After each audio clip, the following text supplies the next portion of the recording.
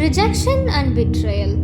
Two small words, but ones that can leave deep marks on our heart. We have all felt them, a door closing when we long for it to open, a promise breaking when we trusted it most, a friend or loved one walking away. These moments aren't just private pains, they shape how we see ourselves, our relationships, and even our future. And yet, we rarely speak about them openly. In today's culture of highlight reels and perfect snapshots, rejection and betrayal often stay hidden in the background. But silence doesn't erase the weight. It lingers in our confidence, our trust, our willingness to try again. That's why this conversation matters.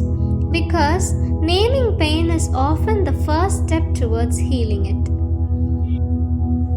Here, in this episode of Wellness Whispers, we are creating a space to talk about rejection and betrayal, not to dramatize them, but to understand them. Together, we will look at why they hurt so much, how they differ, and how they can sometimes become unexpected turning points in life. Rejection can feel like a verdict on our worth, whether it's being turned down for a job, a creative idea, or a relationship.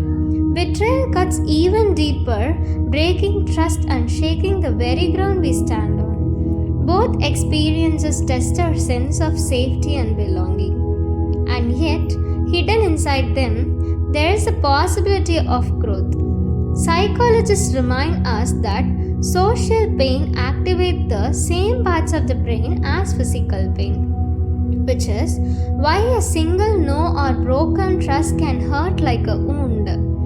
But with time, these experiences can shape us into stronger, more compassionate people. They teach resilience, they sharpen our boundaries, and they remind us how much courage it takes us to open our hearts again.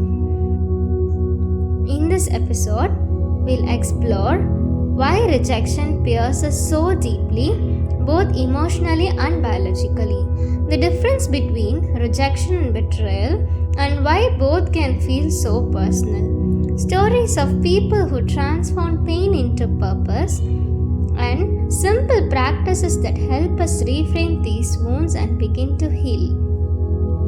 And because pain often thrives in silence, we will also reflect on community, on the healing power of sharing our experiences. When we realize others have walked the same road, the journey feels a little less lonely.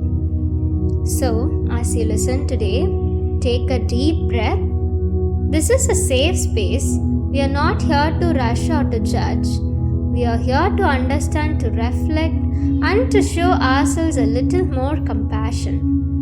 By the end of this episode, I hope you will see rejection and betrayal not as the end of the story, but as rough drafts you have the power to rewrite.